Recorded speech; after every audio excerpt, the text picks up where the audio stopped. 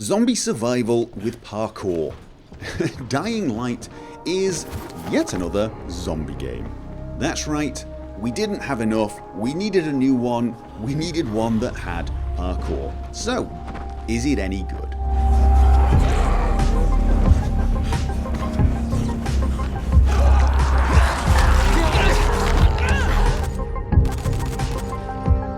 My first thought when I heard about Dying Light was it was an odd mix. It's kind of like Assassin's Creed has an illegitimate love child with The Walking Dead.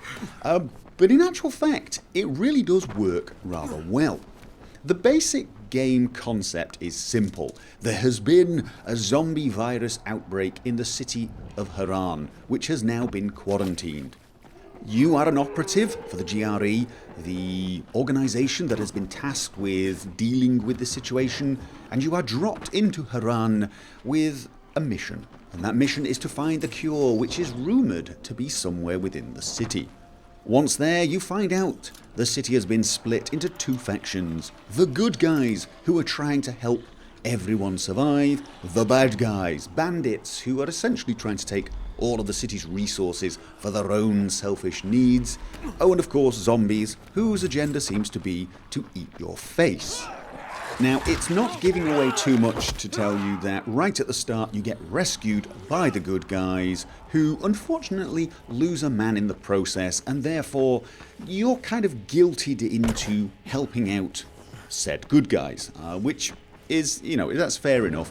And the good guys immediately teach you how to parkour, and apparently you have a natural talent for it, and within a few hours are probably the best parkour expert in the city, possibly even better than the guy that instructed everybody else. Why? Because reasons. Now, to be honest, it doesn't really matter.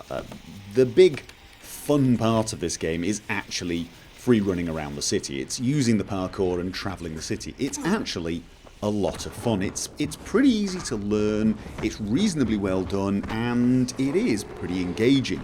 And the city is really, really well set up for it. Lots of narrow streets with tall buildings of various different sizes placed very close to each other so you can jump from one to the other and so on.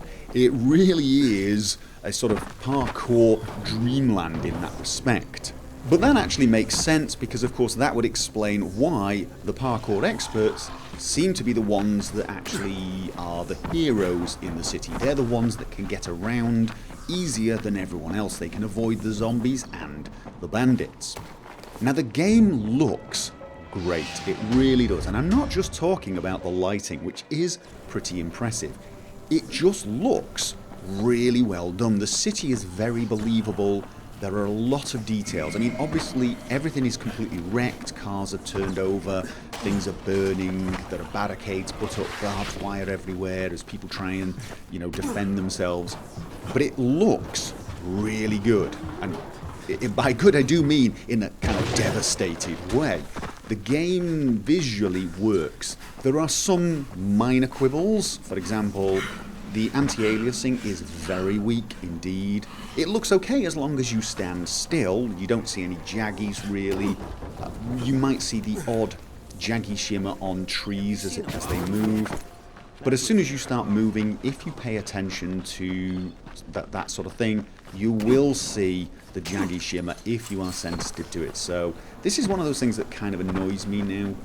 A lot of games are coming out with very weak anti-aliasing, probably to improve the performance, and I understand that, but please give us some more solid anti-aliasing and let us choose it if we want the performance drop.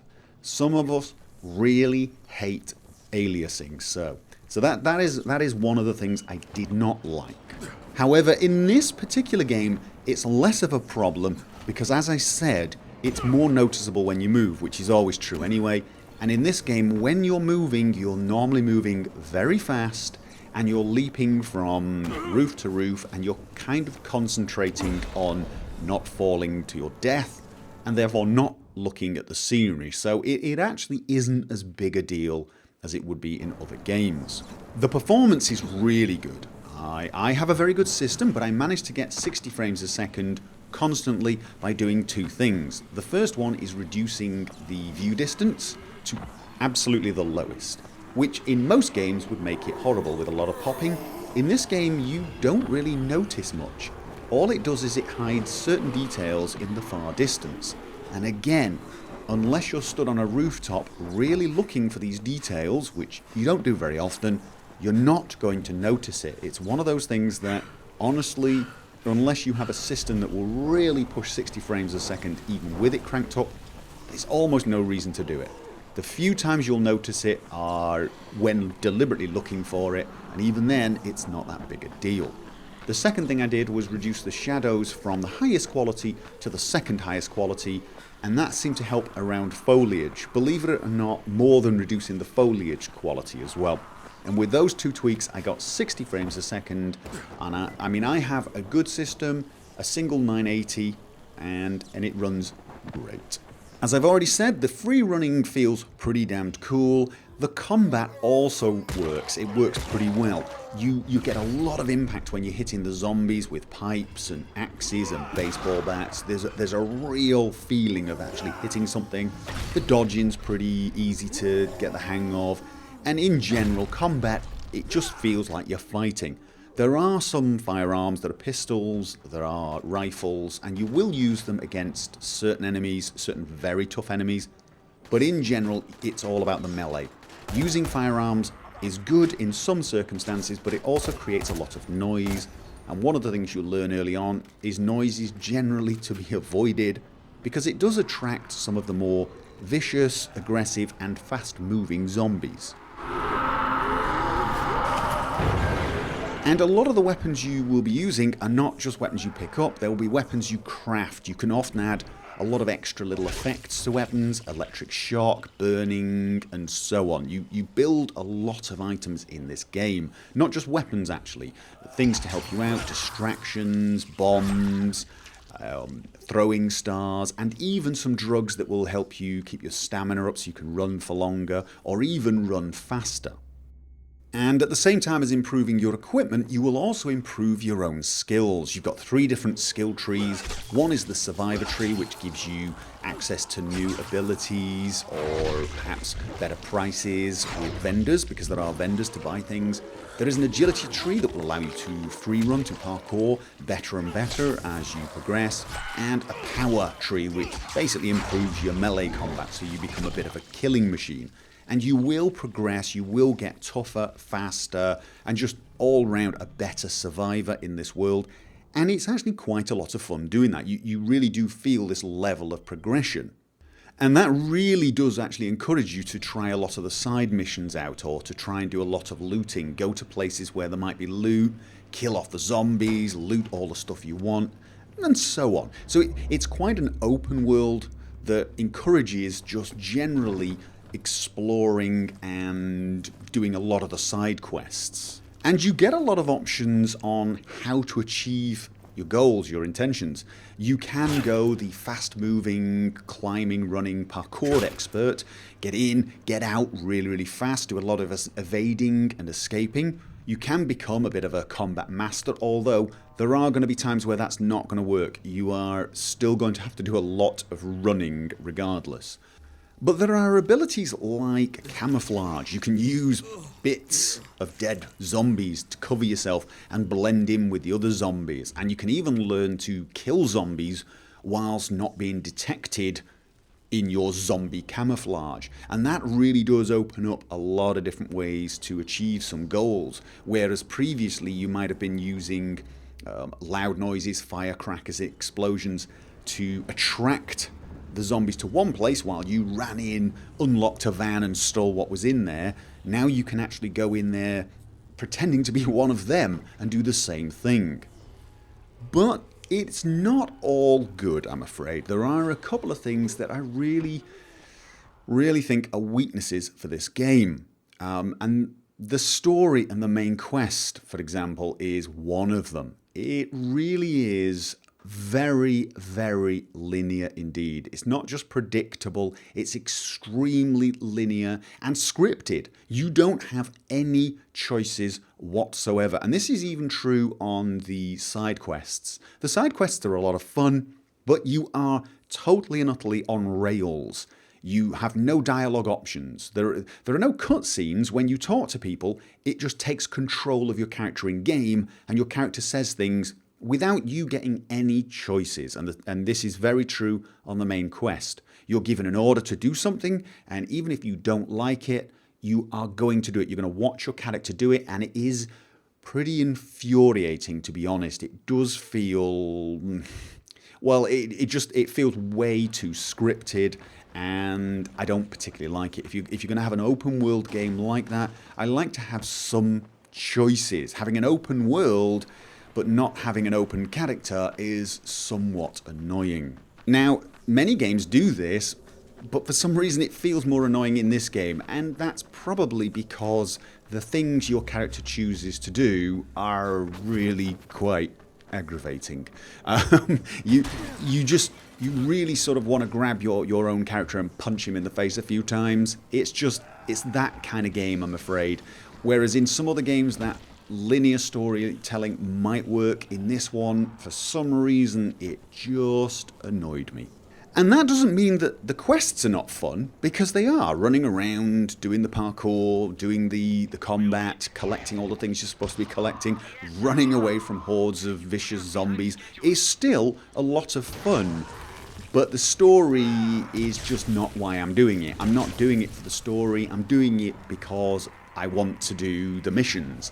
And that is it. The second thing I don't like about the game is it really is a little too easy. Once you get the hang of each aspect of the game, once you get the hang of the combat, once you get the hang of the free running, it becomes reasonably simple.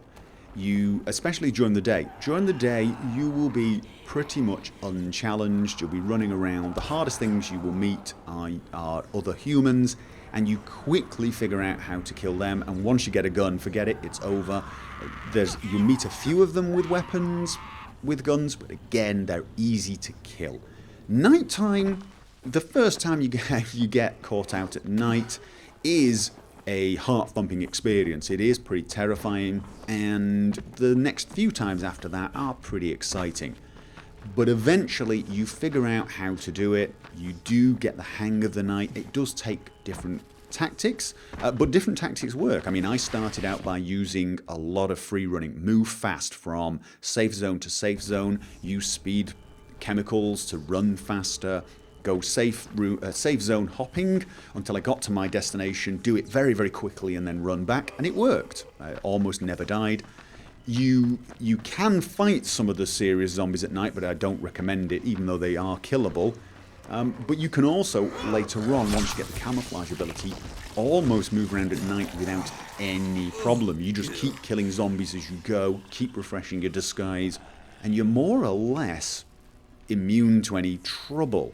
So it's fairly easy, and it's not ruining the experience. It's still fun to play, but I can't help but think I would like a more hardcore mode. I'd like to be able to select a difficulty that really kept me on my toes, kept pushing me, and kept my heart racing the way it did the first time I was trapped out at night. Now, one thing that might actually alleviate that problem is the modding community.